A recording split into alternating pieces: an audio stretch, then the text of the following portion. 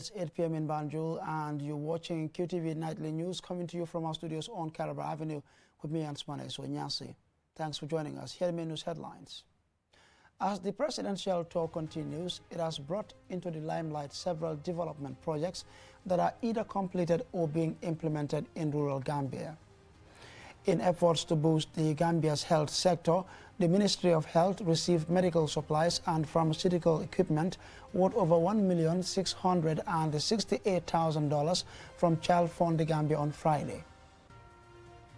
In business news, Q Money launched an exciting new service called Q Remit, which provides a platform through which remittances can be transmitted directly to their customers' Q Money wallets and cashed out for free. In international news, the Ecowas Commission's Division of Environment and Climate Change, an ongoing process to adopt regulations on combating the exploitation and illegal trade of wild species in West Africa.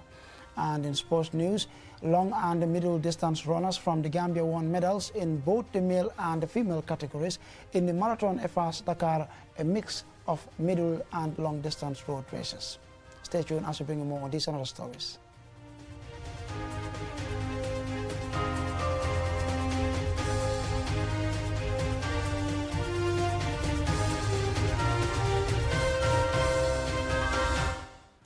And we now take a look at the news in detail. The presidential tour has brought into the forefront several development projects that are either completed or being implemented in rural Gambia to make life better for those living in the remotest parts of the country. Mudlamin Choi is with the tour and has the story. For the longest time, rural parts of the Gambia got a very limited share of the country's resources for development. Poor roads, electricity supply, schools and hospitals, and the lack of access to water, the list goes on. And they define the conditions of hardship for rural Gambians. Life in these conditions is a major contributor to forcing rural dwellers, especially the youth, to leave the country or migrate to urban areas seeking better lives. However, the government's current development trajectory is restoring hope for these rural residents. Road construction is one of the current government's major development infrastructure projects, ensuring that rural Gambia is not neglected. While some road projects have been completed, others are under construction, and according to the president, there is another list awaiting completion. Some projects like the 86-kilometer Hakalang Road, Kerawan Jawara Road, Bani Salikene are designed to connect people, places, and expand possibilities. I am really impressed, and I think the people are happy. Yes. These are social projects. Yeah. Their impact is immediate. Exactly. You can see it for yourself. And our commitment is the same. Yes. We want to continue on doing infrastructural development in this country. We will not stop, definitely. Beyond road construction, youth development could be life-changing for young people who constitute the largest percentage of our country. Addressing the skills gaps among the youth to meet the country's labor demand is a crucial development strategy. This youth center in Farafenya and science lab in Kaur offer opportunities for youth empowerment. Government has a target in this area, which explains why skill centers are being constructed nationwide. Science, technology, engineering, mathematics, STEM has become a focus in building and expanding human capacity of the youth. Access to drinkable water is one of the human rights which no one can live without. Limited access to pipe-borne water remains one of the most pressing challenges facing people in this part of the country. Government is aware of this and is now taking some measures in partnership with Friends of the Gambia. Residents of Kir Sule, Kir Ali, Jahuwar Mandinka and Jimbala Kir Jendu can now breathe a sigh of relief for having access to water facilities on their doorsteps. Even the animals are covered in the quest to improve access to water, as we hear from Janko Sise, a herdsman. We used to have difficulty accessing water, but now we thank God. At this time of the year, our cattle would be thirsty, but couldn't have access to drinking water. The cattle used to drink only once in a day, but now they can drink twice or 3 times a day. More projects like these ones are being implemented across the country. Some of these rural communities are benefiting from such developments for the first time. I think this is very, very important. So we are really impressed, and we will continue doing infrastructural projects. But as I said yesterday, we have to pay taxes. We have to pay to make sure we continue with these projects. Because we cannot depend on donors. If we want to be free, to make sure that we take our own decision, we have to pay and develop our country. This signifies that decentralizing development comes with solid benefits that could transform the lives of every Gambian taxpayer. Mohamed Lamin, QTV News. Now, in their efforts to boost the Gambia's health sector, the Ministry of Health received medical supplies and pharmaceutical equipment worth over $1,668,000 through the Central Medical Store from Child Fund the Gambia on Friday. Julian Jai attended, and this is her report. Child Fund the Gambia received 7 pallets of MAP International medical supplies and pharmaceuticals through their Gifts in Kind program. The donated items are meant to complement the Child Fund's programs, working to improve the lives of deprived, excluded, and vulnerable children in the Gambia. These donated medical supplies and pharmaceuticals will be distributed to health facilities in the regions. According to the performance audit report of the Ministry of Health on the shortage and distribution of drugs by the central medical stores, about 85% of Gambia's population, mostly those in the middle and low-income bracket, rely on public health facilities. As such, the provision of quality health services, which include the availability of essential medicines, is of great importance. The importance of availability of drugs to the well-being of Gambian citizens cannot be overemphasized, as it is critical for the attainment of positive health outcomes in the country. Here is Alajimbai, Child Fund the Gambia's Officer for Logistics and General Services. We have this strong collaboration with Ministry of Health. They highlight their needs in terms of medications and pharmaceuticals items, and we will also communicate that to our partners to see how best they can help us. So this gesture came as a result. We engaged them and we did a huge selection of items, which is at more than a capacity of a container, but deeming it necessary and also considering that container roads, that is the sea road, takes a lot of time, and these medications are highly needed at this time.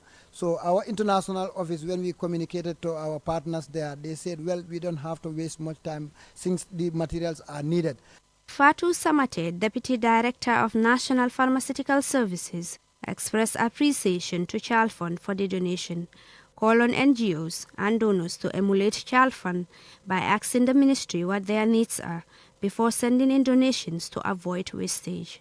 We would like to add further reassurance that these products will be distributed without delay and they will go to places where they're needed the most. We have a system in place that you can trace exactly where the products have gone to. So we like to give you that reassurance that the products will go to those who need them the most. Musukuta Komaba, Country Director, Child Fund the Gambia, says the collaboration between the ministry and her organization is a long one stretching back many years. It is my conviction and hope that these medical items will be managed very well, not for sale, but supplied through the public health facilities and given to those who need them. We will continue in teamwork with the pharmaceutical service staff to conduct the monitoring of the utilization under this particular medication. As part of the ministry's pharmacovigilance program, we are always open for report or complaint on any adverse or side effects under these pharmaceutical items. It is hoped that such initiatives will go a long way towards increasing the availability of drugs in public health facilities. For QTV News, I am Julde Jai. Now, civil society officials, diplomats and senior politicians have tasked Gambian young aspiring politicians to prepare for public office by focusing on people-centered politics and refrain from the politics of character assassination. They were speaking at a two-day forum organized by Gambia Participates with support from the U.S. Embassy in Banjul. More in this report. Participants are mainly young aspiring politicians drawn from various political parties across the country. Through the Gambia Participates' latest project, Get Ready to Run, they are being exposed to messaging, campaign development and resource mobilization strategies amongst other important elements to help them create viable political profiles. Eric Miller, Deputy Chief of Mission at the U.S. Embassy Banjul, and Mark Nyang, Executive Director of civil society organization Gambia Participates, emphasized the need to encourage young people to actively participate in politics through such forums that will help prepare them to face structural, social and economic challenges that continue to discourage many young people from seeking political office. There still exists, however, a significant disparity in the population of young people eligible to vote and the number of young people who hold elected office. And it is a gap that continues to widen.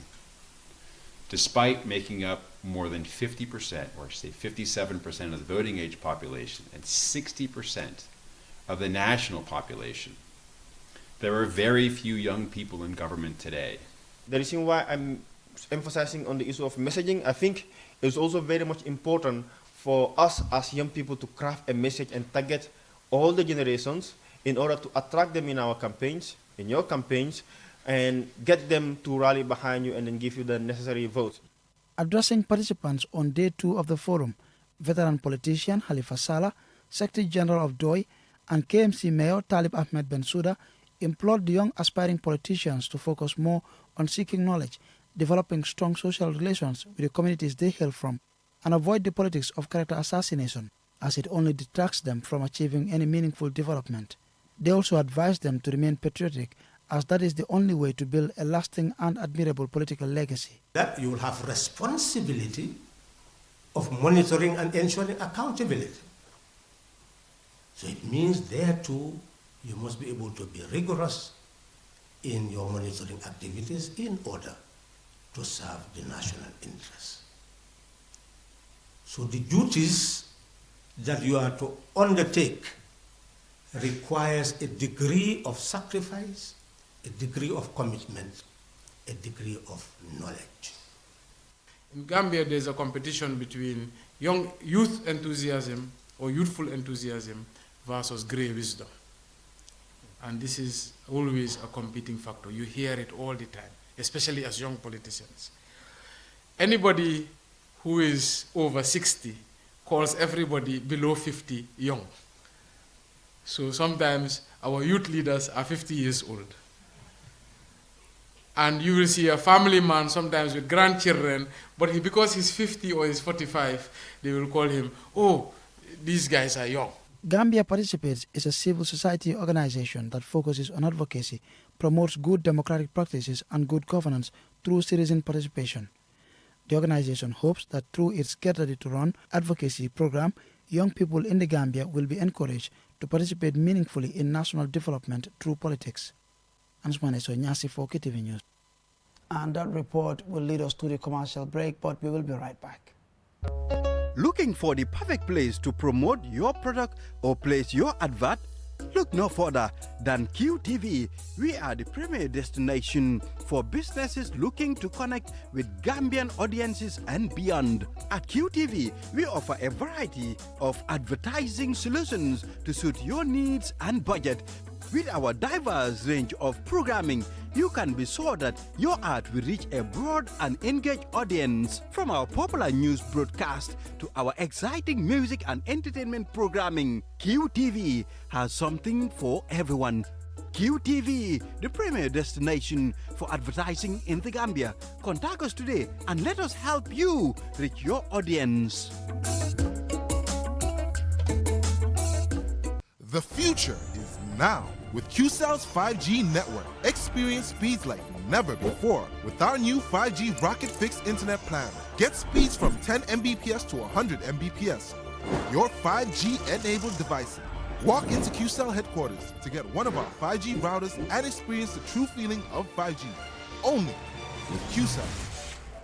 QCell brings you the future. Tech, innovation, incredible speed. The future is now. For more information, call our customer care on 111. QCell, Sunyabus. We innovate, others follow. Terms and conditions apply.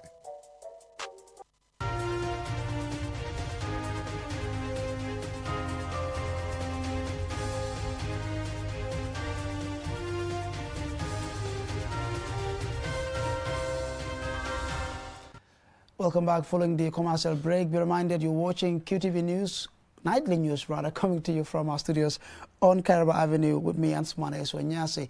And now for some business news.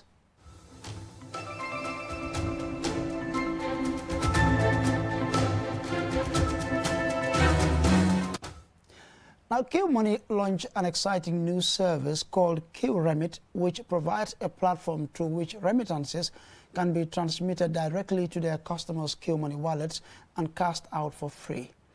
QTV's Momodu Gajaga attended the launch and he now reports.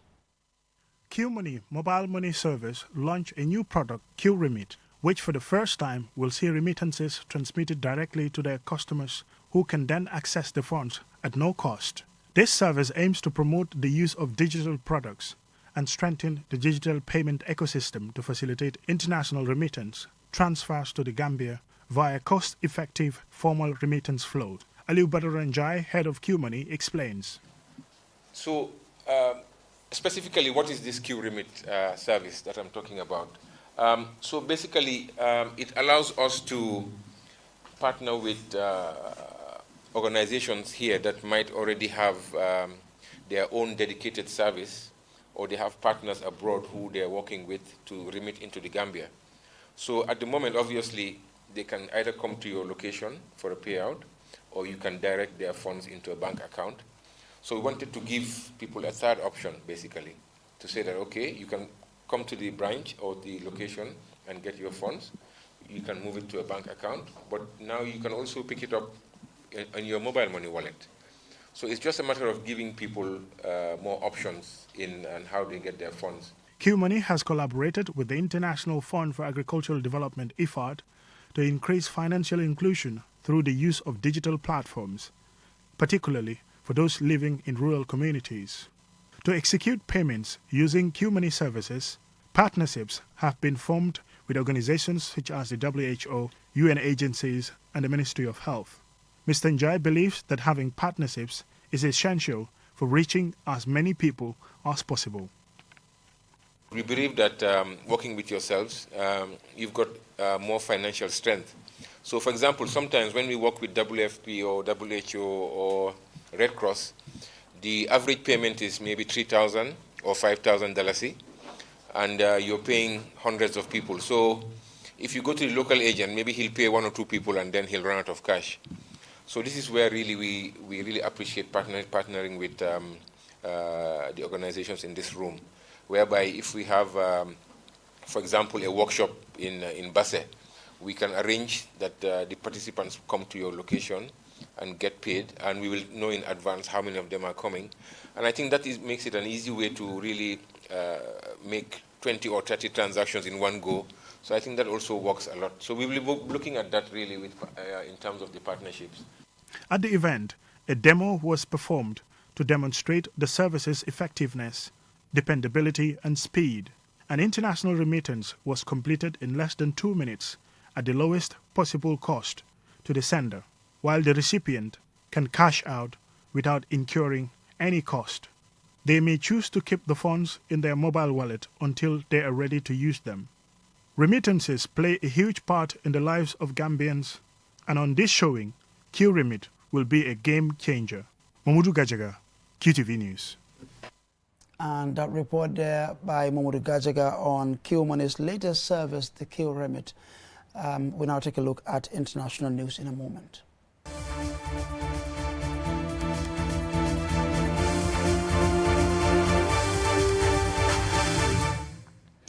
Now, the Ecowas Commission's Division of Environment and Climate Change has sought the opinion and consideration of the Community Parliament as part of an ongoing process to adopt regulations on combating the exploitation and illegal trade of wild species in West Africa. A report from Abuja. ECOWAS Council of Ministers in charge of forestry and wildlife developed and approved the adoption of a regulation on the mechanism to combat the exploitation and illegal trade of wild species in West Africa. At 2 video conferences in 2020 and 2023, the ministers recommended such a referral be presented to ECOWAS parliamentarians for consideration and opinion. And presenting the referral to the ECOWAS Parliament Joint Committee on Agriculture, the Environment and Natural Resources, legal affairs and human rights, social affairs, gender and women empowerment. Yao Bernard Kafi, head of Environment and Climate Change Division, Ecowas Commission, said the regulation is developed in line with the vision and mission of ECOWAS region to protect the species for future generations. He told the Joint Committee that this draft regulation's objective is to establish a legal framework and institutional work to reduce and combat the overhunting in member states through regional cooperation. Under this draft regulation, crime covers acts that are contrary to national laws and regulations aimed at protecting natural resources and administering their management and use. It may include the illegal exploitation of natural resources such as poaching an elephant, unauthorized felling of trees, or fishing protected species of fish without a license. It requires all member states to adopt and implement a national strategy of control of criminal activities linked to wildlife and to set up a special national teams composed of representatives of all authorities at all levels to combat the activities. Committee members including Ladi Ayamba of Ghana and Inombek Abiyanti of Nigeria believe effective implementation of the regulation will depend on the political will in member states as they equally share concern with its implementation. My concerns at this point, how do we define exactly what you want us to conserve? Are you going to classify them? Even in Nigeria, we have well over 200 tribes. And as the tribes differ, that is how their reverence for these animals differ as well. So are you going to define in Nigeria, these communities, these are the things you have to preserve? If you go to Ghana, I'm sure there are various tribes too, and it differs. The ECOWAS Commission and member states shall have a period of 2 years from the entry into force of this regulation to set up the legislative and institutional arrangements for combating wildlife crime and to adopt implementation measures. The committee also received for its consideration and opinion referrals on the draft regulation on the harmonization of the regulation of plastic products and the environmentally sound management of plastic waste within ECOWAS member states, and draft regulation on environmental and social assessment within ECOWAS. The Joint Committee will present its reports to the plenary for further consideration and adoption. Reporting for QTV News from Abuja, Nigeria, I am Alu Sise.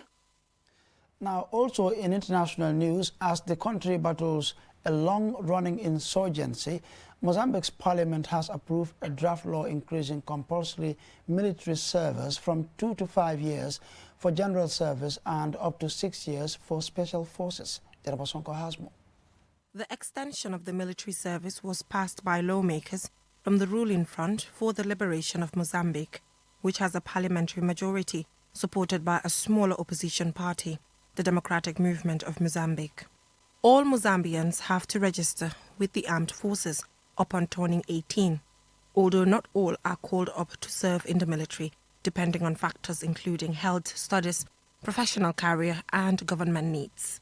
The Southern African country has been fighting prolonged insurgency that has cast doubt over the development of large gas deposits discovered in its restive northern region. Troops from Rwanda and the Southern African bloc, SADC, have been conducting joint operations to fight the insurgency by groups linked to Islamic State since 2021. The 6-year insurgency has claimed the lives of at least 4,000 people and displaced nearly 1 million people from the northern Cabo Delgado province. The authorities hope longer military service will remove the need for foreign support against the jihadists. The extension of the service time and professionalization of the armed forces constitute essential factors to forge and mold troops with standards that are up to the challenges of national security, National Defense Minister Christoval Chume told Parliament. The main opposition party, the ex-rebel Renamo movement, which has been boycotting parliamentary sessions to protest the outcome of recent municipal elections, did not vote. Reporting for QTV News, I am Jennifer Sonko. And from the report there on Mozambique by my colleague Jennifer Sonko, now on to some exciting sports news.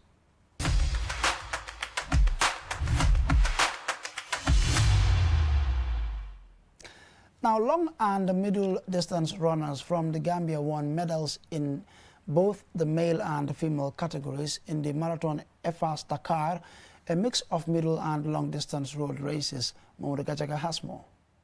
Hundreds of runners took part in the Marathon FAS in Dakar on Sunday, 19th November 2023. Among them, Gambian athletes who competed in the 42, 21 and 10 kilometer races. Gambia's podium finish came in the middle distance on 10 kilometers. HN Obega triumphed, winning in a timing of 33 minutes 37 seconds, while Nima Kamara won the women's 10 kilometer race in 38 minutes 34 seconds. In the 42 kilometer full marathon, Gambians Alassana Ba and Samba Ba finished 6th and 7th respectively.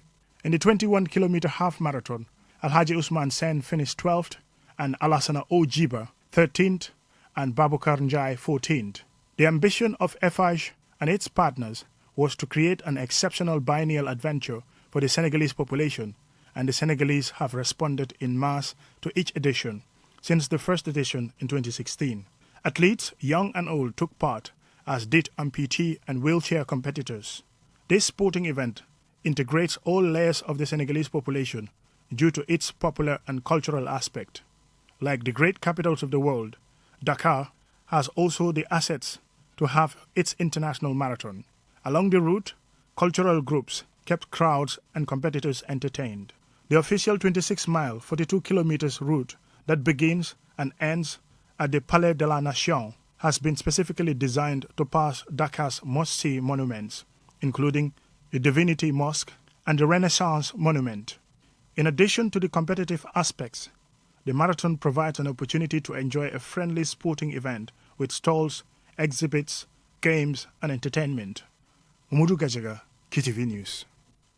And I'm afraid this is where we draw the curtains on this bulletin. On behalf of the entire production team, thanks for watching. Do join us tomorrow, same time for more news. Have a good night.